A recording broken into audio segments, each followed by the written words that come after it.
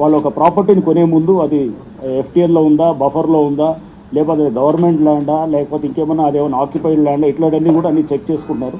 So పబ్లిక్ని నేను విజ్ఞప్తి చేసేది కూడా ఏంటంటే మీరు ఈ చెక్స్ అనేది డిఫరెంట్ సోర్సెస్ ద్వారా కూడా చెక్ చేసుకుంటూ ఉంటే కనుక కూడా బాగుంటుంది. త్వరలో హైడ్రా కూడా మా వెబ్సైట్లో ఈ వన్స్ ఈ ఎఫ్టీఎల్ బఫర్ జోన్స్ అన్నిటి కూడా మార్చేసిన తర్వాత మా వెబ్సైట్లోనూ ఇవన్నీ కూడా పెట్టడం కూడా త్వరలో జరుగుతుందన్నమాట.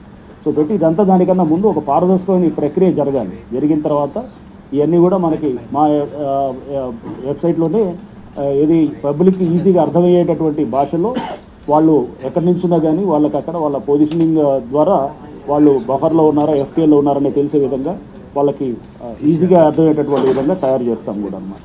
సో ఫర్దర్ ఎంక్రోచ్మెంట్స్ మీద హైడ్రా చాలా కఠినంగా వ్యవహరిస్తుంది. అండ్ ఆల్రెడీ డిమాలిషన్ పాలసీ కూడా క్లియర్గా చెప్పడం జరిగింది.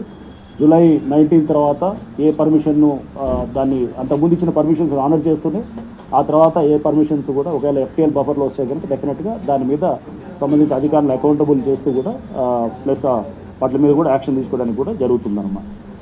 బట్ అంతకుముందు ఉన్న పర్మిషన్స్ అన్నిటి కూడా ఆనర్ చేస్తూ అండ్ ఏదైతే నివాస గృహాల మీద గతంలో వచ్చినటువంటి ఆథరైజ్డ్ అయినా అనాథరైజ్ అయినా కానీ కూడా గతంలో కట్టిన వాటికి ఎక్కడ కూడా హైడ్రా వాటి మీద వెళ్ళదు. బట్ కమర్షియల్స్ ఇట్లాంటి అనాథరైజ్ ఉండే వాటి మీద ఎప్పుడైనా కానీ కూడా అనాథరైజ్ కన్స్ట్రక్షన్స్ ఆ పాలసీ కూడా మీకు ఆల్రెడీ చెప్పడం జరిగింది. అనాథరైజ్ కన్స్ట్రక్షన్స్ ఎప్పుడైనా అనాథరైజ్డ్ ఉంటుంది. సో దాని మీద చర్యలు తీసుకోవడం కూడా జరుగుతుందన్నమాట. అండ్ ఆల్రెడీ 100 డిఆర్ఎఫ్ సిబ్బంది కూడా ట్రాఫిక్ మేనేజ్మెంట్ కూడా ఇవ్వడం జరిగింది. అండ్ పబ్లిక్ నేను విజ్ఞప్తి చేసేది ఒకటే, మీరు చేసేటప్పుడు డ్యూ డెలిజెన్స్ ఎలా చేయాల్సినవి కొన్ని పాయింట్స్ కూడా నోటరీ ఉన్నటువంటి వాటి డాక్యుమెంట్స్ దగ్గర జాగ్రత్తగా తీసుకోవాలి. ఎటువంటి పరిస్థితుల్లో నోటరైజ్డ్ డాక్యుమెంట్స్ తీసుకున్నారంటే కనుక దాంట్లో ఏదో తేడా ఉన్నట్టుగా చూడాలి. అండ్ వితౌట్ రిజిస్ట్రేషన్ ఉండేటువంటి వాటిలో అండ్ అనాథరైజ్ కన్స్ట్రక్షన్స్ కూడా ఎక్కడైనా అనాథరైజ్ కన్స్ట్రక్షన్స్ ఉంటే కనుక దాన్ని కొనేటప్పుడు ఒకవేళ మీరు అలాంటి రిజిస్ట్రేషన్స్ అవుతున్న మాత్రాన వాళ్ళు ఏదో కోర్టు నుంచి వెళ్ళి ఒకటి తీసుకొచ్చి ఉండొచ్చు కూడా కొన్ని అట్లాంటి పరిస్థితుల్లో కూడా జరుగుతుంటుంది. దాన్ని మీరు అక్కడ జాగ్రత్తగా 2-3 మెథడ్స్లో వెరిఫై చేయండి. వెరిఫై చేస్తే కనుక మీకు డెఫినెట్గా వస్తుంది.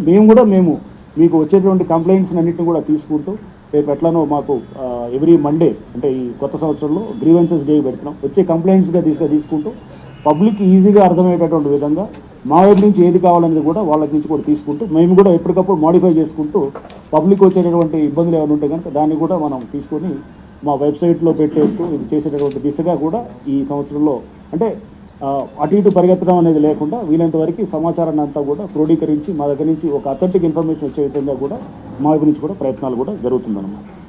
అండ్ అట్లనే ఈ షెడ్స్ ఇట్లాంటివి చాలా కూడా ఎఫ్టీఎల్ ఏరియాస్లో వాటిల్లో వస్తుంటాయి. షెడ్స్ లేకపోతే ఇట్లాంటి ఏమన్నా కానీ డౌట్ పడాలి మీరు ఎవరైనా కనుక అక్కడ పర్మిషన్స్ రాకుండా షెడ్స్ లేకపోతే అక్కడ ఏదో జస్ట్ ఈ నర్సరీలు ఇట్లాంటివి వస్తున్నాయంట జనరల్గా అటువంటి వాటిల్లో అక్కడ వాళ్ళ పర్మిషన్స్ రావట్లేదని అర్థం చేసుకోవాలి.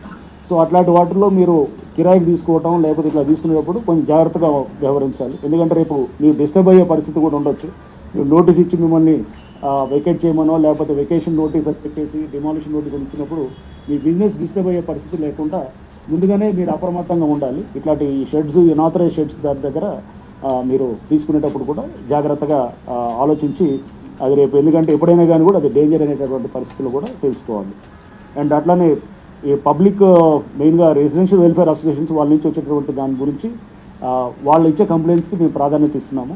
ఎస్పెషలీ ఆక్యుపేషన్ ఆఫ్ పార్క్స్ ఎవరైనా ఆక్రమించుకున్నట్టు కానీ లేకపోతే ఓపెన్ స్పేసెస్ లేకపోతే రోడ్స్ మీద వచ్చేటటువంటిది అనాథరైజ్ కన్స్ట్రక్షన్స్ కూడా అంటే పబ్లిక్ నుంచి వచ్చే కంప్లైంట్కి ప్రాధాన్యత ఇస్తూ ముందు వాటిని అడ్రస్ చేస్తున్నాం. సో మీరు కూడా మీ ఏరియాలో ఎక్కడన్నా అంటే చాలా వస్తున్నాయి, వేల కంప్లైంట్స్ వస్తున్నాయి, కానీ దాంట్లో మేము ప్రయారిటైజ్ చేసుకునేది ఫస్ట్ ఇట్లా పబ్లిక్ నుంచి వచ్చేది. అలానే ఇండివిజువల్కి ఇచ్చే కంప్లైంట్ని నెగ్లెక్ట్ చేస్తామని కాదు, బట్ అది కూడా టేకప్ చేస్తాము. బట్ ప్రాధాన్యత అనేది ఫస్ట్ కమ్యూనిటీ బేస్డ్గా అంటే వచ్చేటువంటి దానికి ప్రాధాన్యత ఇస్తామనేది కూడా మీ అందరికీ కూడా తెలియపరుస్తూ any questions or any clarifications దయచేసి మీరు కూడా అడగవచ్చు.